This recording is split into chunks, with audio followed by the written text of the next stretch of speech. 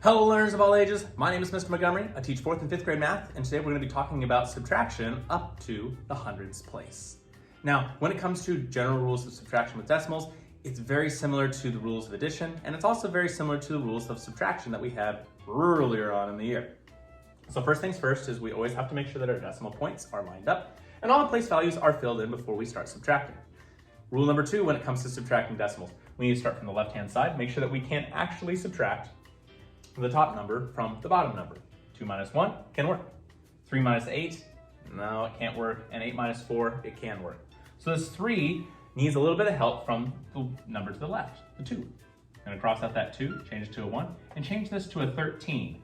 Now, 1 minus 1, 13 minus 8, and 8 minus 4, I can subtract these numbers. Make sure that I bring my decimal place down.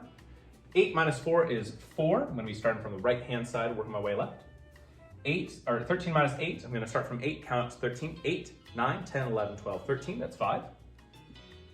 And 1 minus 1 is 0. So my answer is 0 and 54 hundredths. One extra thing you're going to be seeing is a problem that kind of states this. Your book says, write a pattern rule and then find the next 2 terms in the set. So basically we're trying to find a pattern. A pattern is anything that is repeated over and over and over again. So I go 1/10, 4/10, 7/10, 1 whole. Well, how did I get from 1/10 or 1/10 to 4/10? Okay, well, I started at 1/10 and I added how much value to it? Going from here to here, I added 3/10, right?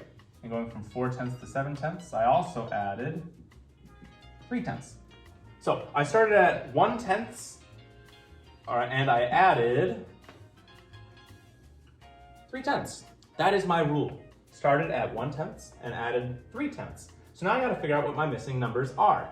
So if I keep adding 3/10, well, at 1, be 1 and 3/10, and 1 and 6/10. You're gonna be seeing something like that in your homework.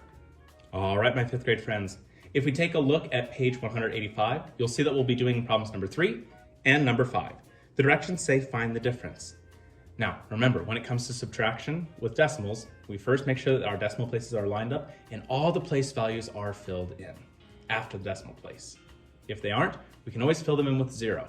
Hint, hint, nudge, nudge for number 5.